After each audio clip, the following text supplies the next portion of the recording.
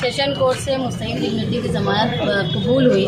इसमें हमारे लिए बहुत खुशी की बात है, मालेगांव शहर के लिए भी। इब्तदाई तौर पे हमारी आज यहाँ पर मुस्लिम डिग्निटी की ज़मानत हुई है। धीरे धीरे हम खुद कोशिश करेंगे और जो लोग गिरफ्तार शुदगान हैं उनके लिए जल्दी से जल्दी राहत का काम करेंगे।